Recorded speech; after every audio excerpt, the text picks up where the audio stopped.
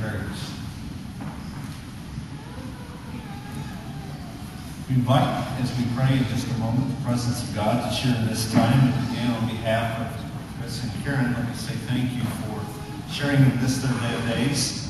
And this is a beautiful day, and we've made it even more so with your presence here today. Thank you.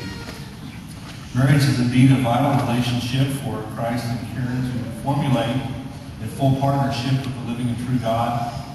And again, we gather for that very reason today. I'm going to ask you to join me as we pray. Father in heaven, we welcome your presence into this celebration of marriage. We thank you for giving to both Chris and Karen eternal life through your Son, the Lord Jesus Christ.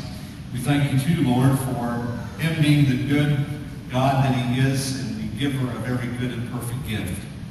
Lord, we pray that you might be with our time together this afternoon, and that you be with Chris and Karen, Lord, as they share in the joys and challenges of enjoying this marital union. Lord, I pray that you might give them the full measure of your grace so that they might live in love and harmony and enjoy a personal and deep relationship with you and with one another. We pray and ask these requests this afternoon in Christ's name. Amen. Amen. Mr. Payne, I ask you this question. Who is it who gives this woman to be married to this man?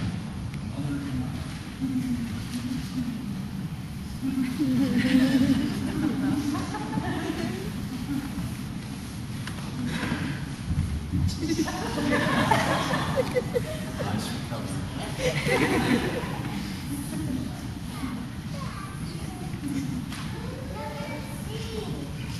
I've been honored with the privilege of being Chris and Karen's pastor, especially for Chris, for a number of years.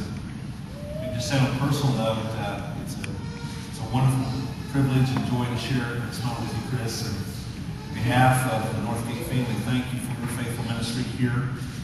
As you've been here in Pittsburgh, and Karen the same, as you've done so many things here to beautify our facilities and all the little behind-the-scenes things that you have done. Again, our deepest appreciation to two of you for faithfully sharing and serving the Lord here at Northgate Church. Well, Karen, today is your wedding day. You're about to become a wife, a companion, and helpmate to Chris, your soon-to-be husband. Chris, this is a very special day for you. This is your wedding day. You're about to become a husband with all the privileges, joys, and responsibilities involved. So as we've assembled together, we are here to witness this wonderful moment together. And as you are entering into this enduring, special relationship one with another, we are gathered together as your family and friends to wish you God's very best.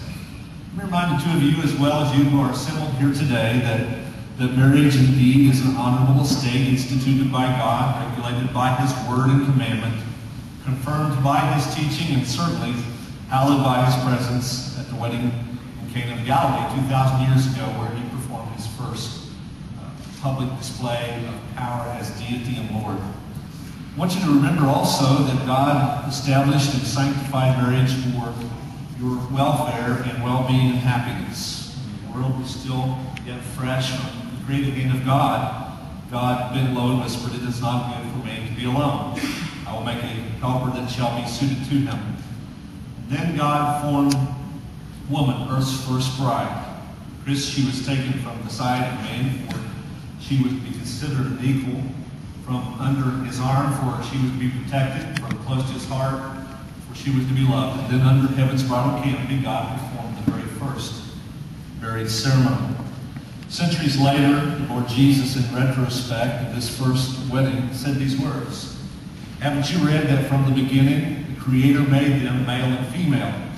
For this reason, a man shall leave his father and mother, cleave to his wife, and the two shall become one flesh."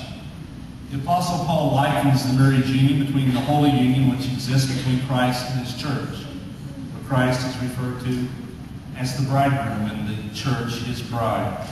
Certainly this comparison and analogy helps us understand that marriage is indeed a blessed union which is holy in the sight of God. That you might realize the importance and the solemnity of the steps you are now taking, please hear what the scriptures teach concerning your responsibility one to the other. Chris, the husband, is commanded, you're to love your wife as Christ loved the church gave himself up for her to make her holy, cleansing her by the washing of the water with the word, to present to himself a radiant church, without stain, wrinkle, or any other blemish, but holy and blameless. In the same way, husbands ought to love their wives as they love themselves. Chris, the love that you're to have for Karen is to be indeed a sacrificial love.